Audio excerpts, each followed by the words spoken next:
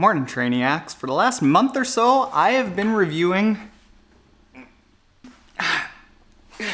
these shoes that just got announced. These are the Skechers GOrun Razor 3s, according to this, have speed in them.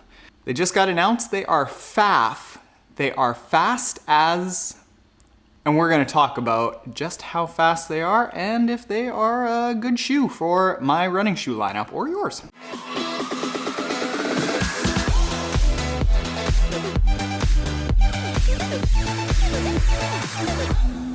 So, all right, Trainiacs, this here is the new Skechers GOrun Razor 3. It is Skechers' newest and one of their most aggressively positioned racing flats that there is out there. Think along the lines of like the Newton Distance lineup, the Saucony Kinvara, the Hoka Mach, Kavu, Tracer, the On-Running Cloud Flash. It is very, very much meant only for going fast. And it's everything you'd expect from a very fast shoe. It is 6.4 ounces, extremely light. It has a 4mm heel to toe drop, kind of in the middle of where racing flats are. And it's a very neutral shoe. There's not a lot of support. It's super flexible every which way. Very light, very breathable, very fast. Something that's unique to the Skechers GOrun Razor 3 though is this sole. Now, it's not like it's groundbreakingly new. It's basically, if you look at it, it's like the material of a really dense pool noodle. They call this the Hyperburst technology, and basically what it is a really neutral but slightly dense foam that gives you a little bit of energy return. So it's got a little bit of pop off the ground, just slightly, but it also has a fair bit of cushion. So I did a little bit of off-roading in this, felt good. Did a long run in this, felt good.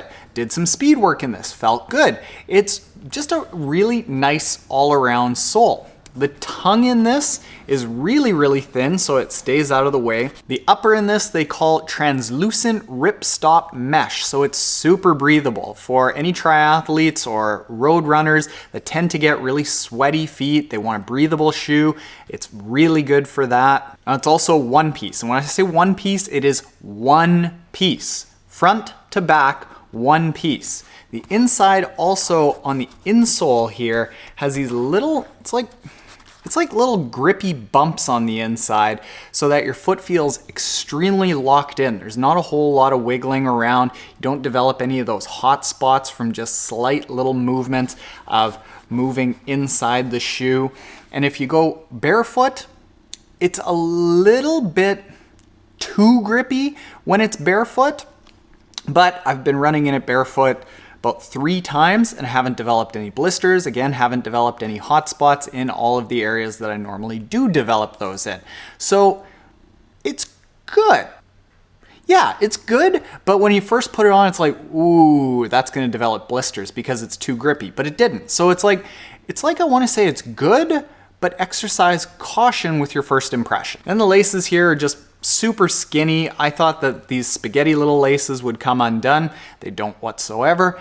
And just a nice shoe. Now let's talk about my runs in it. Fast runs, really, really good. I did some very short, very tempo-ish, like coming up to threshold speed work. This is what it's made for. Track work, fartlek runs. I just want to say fartlek. Speed work, progression runs. I did a 12K run in this, where at the end I did 5 times 1 minute at max sustainable 1 minute effort, got down to a 3:12 per kilometer, which on a lot of shoes that are just meant for like daily training, I have a tough time getting down to. This, no problem, felt smooth. I even used these on a long run last weekend, going up to, I think it was 16.5K. We are talking 10 miles. And where normally a racing flat shoe would beat up my body pretty good on a run like that, it still felt really nice in this. I think that's due to this hyper burst foam that is extremely shock absorbent. But that's not to say that it is the perfect shoe. Number one, this is a very small thing, but Skechers has a lot of shoes where they've got a heel loop on the back, and it's really easy for triathletes to pop these onto your foot, especially if they're going for that triathlon market with the ability to wear this barefoot, having a nice low heel cup so that you don't get blistering on the back of your Achilles. There's no reason that this shouldn't have that for it to be a perfect triathlon T2 kind of shoe. The second thing that I've got a fairly big gripe about is the price. It's coming in at 190 Canadian dollars, so I'm expecting that to translate to about 149 US. Skechers is not known for making shoes that last an extremely long time. With previous models of Skechers shoes, they lasted somewhere around 2/3 the length of time of their competitor shoes. Their pricing was also 2/3 the price of their competitor shoes. So on a dollar per mile basis, I was like, hey, works out, no big deal, buy Skechers. But when you compare this to shoes that are the same sort of features, that 150 price point basically makes it one of the most expensive shoes out there besides the Cloud lineup. Now, all the shoes out there don't necessarily last any longer than this, but just given the history of Skechers shoes, I wouldn't expect these to last too terribly long. That's normal with racing flats.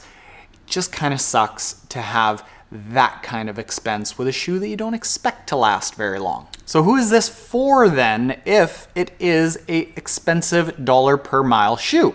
Well, anyone who wants to go fast. If you're somebody that can only buy one pair of shoes, I wouldn't make it this shoe. People that are only buying one pair of shoes are people that aren't running a lot, in which case your body isn't going to be well adapted to running, so you're gonna need a little bit more cushion. But as soon as you start running 3-4 times a week or more, you absolutely need a couple pairs of shoes. A, because some of those runs should be fast, in which case you need a shoe that encourages fast feet, allows you to get off the ground quickly.